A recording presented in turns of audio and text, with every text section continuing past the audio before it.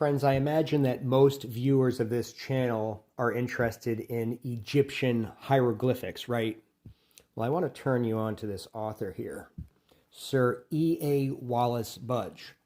This was from my grandfather's library, and this book here dates to 1895. His full name was Sir Ernest Alfred Wallis Budge. Literary doctor, keeper of Egyptian and Assyrian antiquities in the British Museum. And I recently found this in a neighborhood book drop. Just uncanny that it's by the same author. And it's a paperback, Egyptian language, easy lessons in Egyptian hieroglyphics. This one here is a primer. And this one dates from 1889 originally, so earlier than that one. And if you're interested in hieroglyphics and just getting the lay of the land with this stuff, this is a great book to start with. I would suggest picking up this one, the Egyptian Language Easy Lessons, whereas this one, First Steps in Egyptian, goes more into actual stories and inscriptions on tombs of Ramses and extracts from papyrus and things like that, like actual literary works relating to Ramses, Osiris, and other Egyptian gods and kings. Now, as the author points out in this Egyptian Language Easy Lessons, the first real breakthrough in Egyptology, deciphering the hieroglyphics, was found in the Rosetta Stone, which I believe is in the British Museum. And the Rosetta Stone was in homage to King Ptolemy, who reigned about 200 BC in Egypt, the king of Egypt, and he was associated with Cleopatra as well.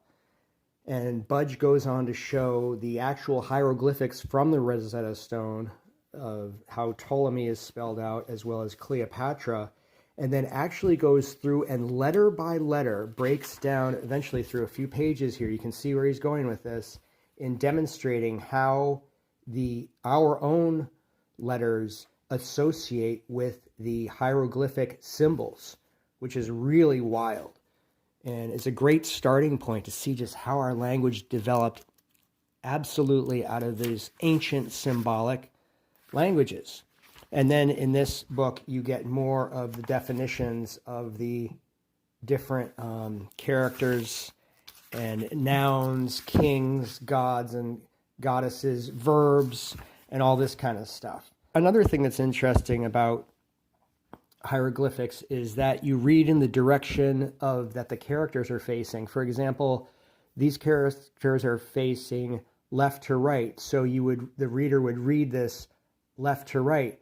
If the characters were inverted and say that duck there were facing this way, then the language gets read right to left. Whoever the author was, you could just kind of mix and match which direction the language went in. Oh, there's the Ra symbol. That's the Sun King, I believe, Ra. Horus, Osiris. There's the Eye of Osiris right there. So it's very neat. And a character I really like a lot is the owl. See the owl a lot. And again, the combinations of these symbols can define a verb, for example, or nouns or verbs in combination. It's the combination of the characters that makes the, there's Horus, that makes the words. So, very cool. Thanks for tuning in. Have a good one.